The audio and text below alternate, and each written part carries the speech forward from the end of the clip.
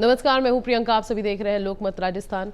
नजर डालते हैं ताजा खबरों की ओर। अमेरिका के कोलोराडो राज्य के बोल्डर शहर में रविवार को एक शख्स ने लोगों पर हमला कर दिया। उसने लोगों पर मोलोटोव कॉकटेल फेंका, जिससे मौके पर आग लग गई। इस आग की चपेट में कई लोग घायल हो गए। घटना का वीडियो सामने आया है, जिसमें एक शख्स मोलोटोव कॉकटेल फेंकते हुए दिखाई दे रहा है। ये हमला रन फॉर देयर लाइव्स नाम के एक ग्रुप की सभा के दौरान हुआ। ये ग्रुप गाजा में हमास की कैद में मौजूद इजरायली नागरिकों की रिहाई की मांग कर रहा था। पुलिस ने एक संदिग्ध व्यक्ति को मौके से गिरफ्तार किया है। आरोपी की पहचान 45 वर्षीय मोहम्मद साबरी सोलीमान के रूप में हुई है। रूसी रक्षा मंत्रालय ने रविवार को पुष्टि की कि यूक्रेन द्वारा किए गए ड्रोन हमलों में देश भर के 5 सैन्य एयरबेस को निशाना बनाया गया, जिससे कई विमानों को नुकसान पहुंचा है। हालांकि कितने विमान क्षतिग्रस्त हुए हैं, इसका सटीक आंकड़ा नहीं बताया है। अपने बयान में रूसी रक्षा मंत्रालय ने यूक्रेन पर आरोप लगाया है कि उसने मुरमानस्क, इरकुत्स्क, इवानोवो, रयाजान और अमूर क्षेत्रों में स्थित हवाई अड्डों पर एफपीवी ड्रोन से आतंकी हमला किया। मंत्रालय ने कहा है कि इवानोवो, रयाजान और अमूर क्षेत्र के सैन्य एयरबेसों पर सभी आतंकी हमलों को नाकाम कर दिया गया। पहली बार आधिकारिक रूप से ये पुष्टि की गई है कि कुछ ड्रोन हमले एयरबेस के बहुत पास से किए गए थे। केंद्र सरकार द्वारा 7 मई को शुरू किए गए ऑपरेशन सिंदूर के तहत अब तक 2000 से अधिक कथित अवैध बांग्लादेशी प्रवासियों को भारत से बाहर भेजा जा चुका है।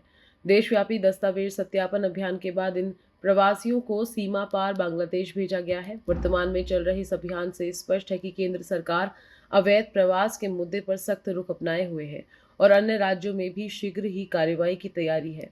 इस कार्रवाई के कारण पैदा हुए भय के चलते बड़ी संख्या में अप्रवासी खुद ही भारत बांग्लादेश सीमा के पास पहुंचे हैं और स्वेच्छा से देश छोड़ रहे हैं।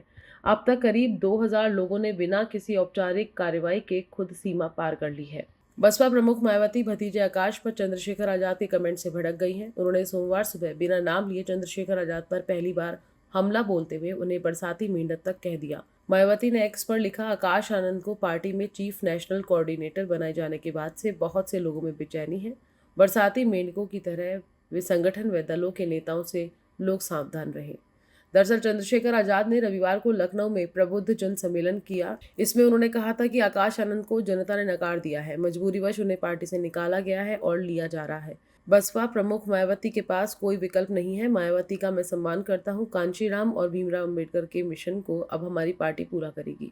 पुणे की 22 वर्षीय लॉ स्टूडेंट और इंस्टाग्राम इन्फ्लुएंसर शर्मिष्ठा पन्नौली की गिरफ्तारी के बाद सोशल मीडिया से लेकर सियासत तेज हो गई है। न केवल देश बल्कि विदेश तक इस मामले की आंच पहुंच गई है। अमेरिका में जहां शर्मिष्ठा के समर्थन में प्रदर्शन किया गया, वहीं नीदरलैंड के एक सांसद ने भी उसे रिहा करने की मांग उठाई। मंडी से बीजेपी सांसद कंगना रनौत ने कहा कि जब माफी मांग ली थी तो गिरफ्तारी क्यों की गई। हालांकि दूसरी तरफ उनके विरोध में भी लोग खड़े हैं जो उनकी गिरफ्तारी को सही बता रहे हैं। पुणे के सिम्बॉयसिस लॉ स्कूल में शर्मिष्ठा को पहले ही 3 महीने के लिए निलंबित कर दिया था, जिससे विवाद और गहरा गया था। देश में एक बार फिर कोरोना ने रफ्तार पकड़ ली है। पिछले 10 दिनों में कोविड-19 के मामलों में तेजी से इजाफा हुआ है। केंद्रीय स्वास्थ्य मंत्रालय के कोविड-19 डैशबोर्ड के अनुसार पिछले 10 दिन में कोरोना के मामले 257 से 3700 के पार हो गए हैं। यह आंकड़ा बेहद चौंकाने वाला है। अगर इसी रफ्तार से कोविड आगे बढ़ा तो आने वाले दिनों में प्रशासन की ओर से फिर से सख्ती देखने को मिल सकती है। स्वास्थ्य मंत्रालय की वेबसाइट पर उपलब्ध आंकड़ों के मुताबिक देश में कोविड के 3758 एक्टिव मामले दर्ज किए गए हैं। पिछले 10 दिनों में कोविड-19 के मामलों में 1200% से ज्यादा की बढ़ोतरी दर्ज की गई है, जो चिंता का विषय बन चुका है। देश के पूर्वोत्तर राज्यों में पिछले 4 दिनों में भारी बारिश जारी है। इसमें आई बाढ़ और लैंडस्लाइड से कम 34 लोगों की मौत हुई। इसमें असम में 10, अरुणाचल प्रदेश में 9, मिजोरम में 5 और मेघालय में 6 मौतें हुई हैं। आईएमडी ने पूर्वोत्तर राज्यों में 5 जून तक बारिश की आशंका जताई है। बाढ़ लैंडस्लाइड प्रभावित इलाकों से लोगों को निकालने के लिए भारतीय सेना, एयरफोर्स और असम राइफल्स के जवानों को तैनात किया गया है। असम के 19 जिलों में 3,64,000 से अधिक लोग बाढ़ से प्रभावित हैं।